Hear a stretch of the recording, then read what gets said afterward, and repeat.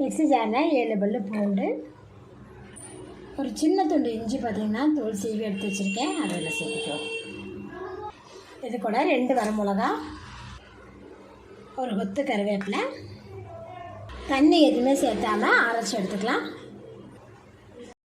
கடாயில் தேவையான அளவுக்கு எண்ணெய் விட்டுக்குவோம். எண்ணெய் சுடாமல் 1 டீஸ்பூன் சோம்பு, 2 பட்டை. சோம்பு பட்டையை பொரிச்சது 2 பெரிய வெங்காயத்தை குட்டியாக கட் பண்ணி வச்சுருப்போம், அதில் சேர்த்துட்டு வெங்காயத்தை வதக்கிடுவோம். வெங்காயம் இந்த அளவுக்கு வதங்கி வரும்போது 2 பச்சை மிளகாவை பொடியாக கட் பண்ணி வச்சுருக்கோம், அதில் சேர்த்துக்கலாம். பச்சை மிளகா நல்லா புரிஞ்சதுமே நம்ம அரைச்சி வச்சுருக்கோம், இந்த மசாலா விடுது அதில் சேர்த்துருவோம். போகிற அளவுக்கு நல்லா வதக்கிடுவோம். பச்சை வாசம் போகிற அளவுக்கு நல்லா வதக்கி வச்சதுக்கப்புறம் இது கூட பார்த்திங்கன்னா 200 கிராம் அளவுக்கு மஷ்ரூம் பாருங்கள், வாஷ் பண்ணி எடுத்து வச்சுருக்கேன், அதில் சேர்த்துக்கலாம். இது கூட தேவையான அளவுக்கு சால்ட்டு சேர்த்துட்டு மசாலாவோட மஷ்ரூம் நல்லா மிக்ஸ் பண்ணி வதக்கி விட்டுருவேன்.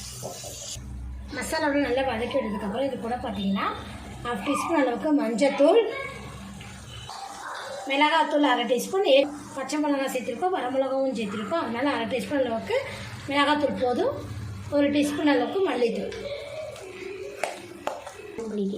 மசாலா தூள் சேர்த்து நல்லா வதக்கி விட்டுட்டோம். 10 நிமிஷம் லோ ஃப்ளேமில் மூடி போட்டு வச்சிடலாம். 10 நிமிஷம் லோ ஃப்ளேம்லேயே பாயில் பண்ணிட்டோம்.